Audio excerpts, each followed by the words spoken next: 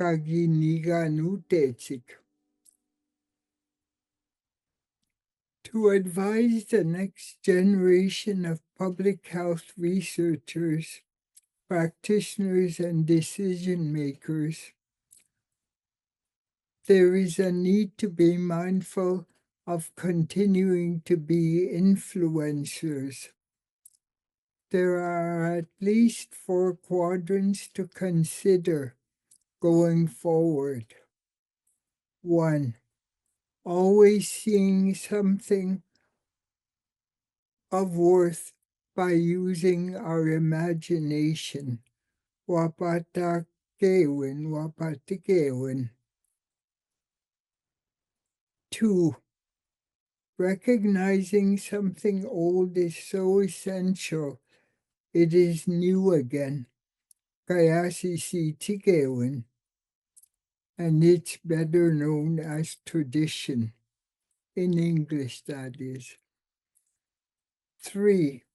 Being mindful of innovation, Uskewin, homegrown and transformative activities or positions. Last but not least, keeping miupayuan, good turns from changing fortunes, front and center. And we really need to be supporting each other's and pulling each other's along, and not view our own folks as competition, because the world we live in, I know here in the US, is a very competitive environment, and inherently it's easy for universities, programs who are competing for stature, for resources, for faculty, as well as other institutions, that we kind of, that some of that, if we're not careful, can divide us versus unite us. And if we're clear on our purpose, then I think we can kind of see through some of that. And I just, we all need to just, we need to be kind to each other's. We need to be supportive of each other's. We need to be honest with each other's.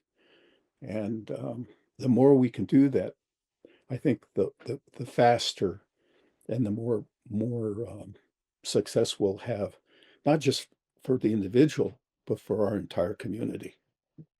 Dans une vision que nous avons en tant que premier peuple, qui est souvent différente un peu de la société, peut-être plus large, et qui nous appartient. Donc, dans un contexte comme celui-là, je me dis toujours que notre culture doit être la fondation de tout ce qu'on fait.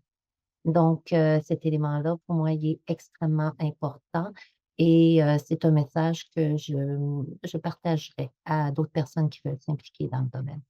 You know, sometimes we get caught up in the day-to-day of what we're doing, and I've been a firm believer always that, we all have our own unique strengths, but collectively and collaboratively, we can do things that individually we'd not be able to do. And I think the Collaborating Center, which has been demonstrated over the past 20 years, has shown that ability to be that convener, that pushing of boundaries to really make sure that the research goes beyond the 4 walls of the academy and out in the community. So I challenge the next generation to continue to learn. So I would really just encourage people to pay attention to their own interests, their own set of relationships, the gifts that they have, the knowledge that they bring, because there isn't one pathway. And I think that's one of the beautiful things about NCCIH, is that there's room for artists, there's room for people directly working in the medical field. There's work for or room for people who are organizing at a grassroots level. I think that